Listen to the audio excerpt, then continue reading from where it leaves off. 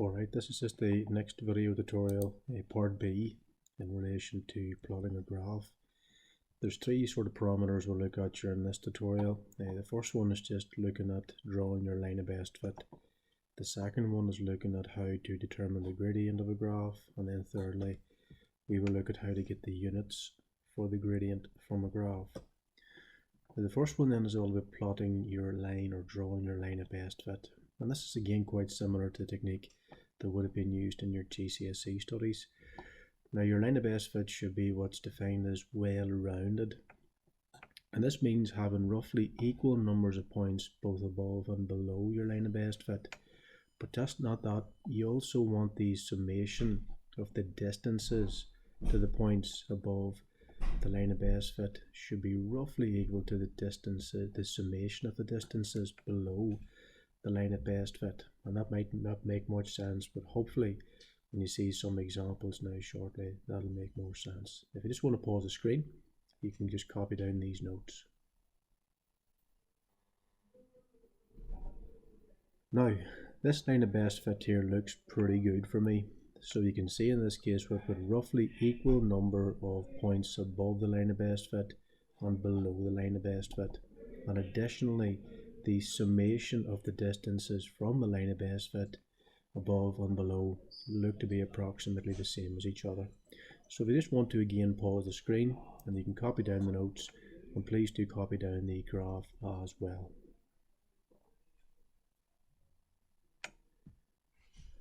Now, in this example, the choice of line of best fit shown below in my opinion is not correct. Now, whilst you can see that there are equal number of points below and above the line of best fit, the distances from these points to the line of best fit are not approximately equal to each other.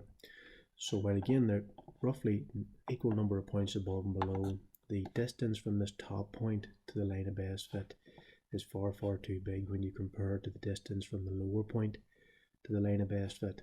And again, if you just want to again pause, copy down the notes and the respective diagram as well. Now this is perhaps more clearly illustrated when we consider these distances D1 and D2. So it's pretty evident here that the distance D1 is clearly a lot bigger than this distance D2, and so this would not be defined as a well-balanced line of best fit, and you drop that mark in the exam. So again, if you just want to pause the screen and copy down the information, please. Now, the solution in this particular example would have been to rotate the line of best fit counterclockwise and move it a little bit. And I think that this line of best fit for me would meet the criteria of being well-rounded. So again, if you just want to pause the screen, copy down the notes, the graph will explain further on the next slide.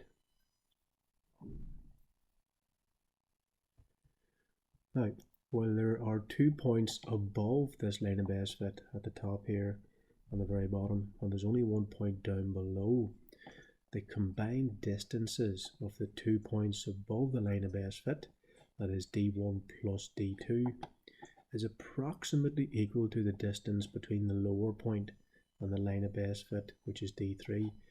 So whenever you've got a situation whereby the summation of the total distances above, D1 plus D2 in this case, is approximately equal to the summation of the distances below, D3 in this case, again that would now meet the requirements of being a well-rounded line of best fit. And again, if you just want to copy these additional notes down beneath your existing graph. Now look, if the question does ask you, and it's sometimes important to read through the full question to see what the next page or the next part of the question might be asking for. If they do ask you to work out the uncertainty in your gradient or the uncertainty in your y-intercept, you need to plot what's referred to as a centroid. And again, that can be seen in a future tutorial. Again, you might just want to copy down those notes, just highlight that centroid concept and just put a wee note down. Like, you can watch the alternative video that will take you through that process. Personally, if they don't ask for the uncertainty in the gradient, and if they're not asking anywhere in the question for the uncertainty in the y-intercept, I wouldn't plot that Sandroid. It does take a considerable amount of time. But again, if you are asked for those two things, do stop, do your Sandroid. You need them if you want to access those latter marking points. And again, this is specific to A level. So again, if you just want to pause, copy down those notes, and perhaps copy down some of those miscellaneous points as well. Now, look, if you've got a non-linear line of best fit, if the plotting points are not going to produce this straight line from start to finish, and it's going to end up being a curve, make sure it's a smooth curve. And a common mistake of both GCSE and A level, when you're marking students' work, it should not be a series of straight lines. Now, perhaps to highlight that, here's just two graphs, a displacement time graph. Both graphs have the same plotting points, but the graph on the left hand side, you can see the student is merely connected dot to dot using a ruler effectively. And again, that is not correct. You're going to lose your line of best fit mark in the exam. So that is definitely wrong. Just be careful about that. The diagram on the right hand side for me looks a lot better. It's a nice smooth line of best fit. Look, there's some points down beneath the line of best fit, there's some above. That's perfectly fine. And again, just come back to that sort of concept of being reasonably well rounded in this case. So the smooth line of best fit doesn't have to pass through every single point. Some will be above, some will be below, but it needs to be smooth and not these segmented straight lines like you can see on the left hand side. That's perfectly correct for the second one. Now let's get rid of the tick and the X here just to sort of help you out.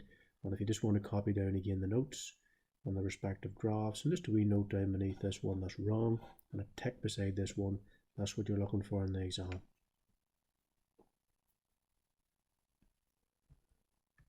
And look, that ticks off the requirements for the first learning objective. The second thing we'll look at here now is how to determine the gradient of a graph. And again, for the gradient, really as per your GCSE studies, you have to use what's called a large triangle. So you'll see that in some of the mark schemes when you make your way through some of the past papers. Now what this basically equates to for SEA is that one side, at least one side of the triangle you use to get your line of best fit must be at least 5 centimeters on your page. Let's make sure you're always meeting those key requirements. So let's say the student has plotted a force extension graph. Either the rise on your page for this triangle must measure at least 5 centimeters, or the run has to be at least 5 centimeters. Now, ideally, of course, both will be above that there, but technically speaking, at least one of them is above it, then that's perfectly fine. So again, if you just want to copy down these notes, sketch the diagram, and then just label the rise and the run, and just put the wee caveat in there that again, one of them must be at least 5 centimeters. Now, look, in situations where the line of best fit does pass through the origin, which you can see is the case in this graph here, it's sufficient for the examiner to see the following working out. So of course, gradient is always your rise divided by your run. But in this instance, 9.2 is perfectly fine. So I've sort of traced across, drawn this in AutoCAD, approximately 9.2. And look, if you drop down there for your run, the extension there is coming in at about roughly 32 or so, ballpark figure. So in this example, the examiner only really needs to see one number for your numerator and one number for the denominator. And this is because, again, the y-intercept equals 0. And obviously the line cuts the x-axis at x equals 0 as well. So there's no need to show two numbers there. So in essence, whenever it's a straight line going through the origin, the examiner, if they see one number for the numerator, one number for your denominator, you will get the marks for your gradient. And again, if you just want to pause the screen, copy down those notes on the respective graph as well.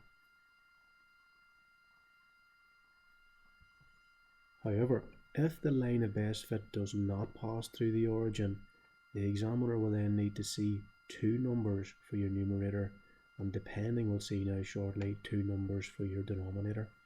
And we'll see shortly that sometimes you don't need to put 2 in for your denominator if the student takes the second point right the way back to the y-intercept, and we'll see that in the next slide. So we just want to copy down just that wee point there, the notes, maybe a new page, copy down the diagram. This is different. You can now see you've got this y-intercept, and then we'll explain this further on the next slide.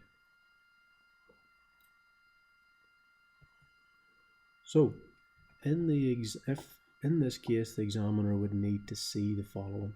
Alright, so if they've seen this as your solution in your examination, they would need to see gradient is equal to rise divided by run, which equals. But because now the student has taken the rise from the 9.2 all the way down to 2 here, they need to see both those numbers for your numerator. And look, in this instance, they've taken, of course, the second point right the way back to the y-intercept. So in that case, along the run, one point's going to be 32 and the other point's going to be 0. Look, you don't technically have to show the 0 in there. So there's only really need for one number to be inserted for your denominator, as the student has decided to take the run all the way back to the y-axis where x equals 0. Now look, the student could have included the 0 as your denominator in there, but again, technically there's no need to. So you can see 9.2 take away 2 divided by, and you've got your 32 take away your 0. Again, the 0 is not technically required, but if you wish to, you could show it in there. So again, if you just want to copy down those respective notes, just explaining exactly what sort of data the examiner will be looking for.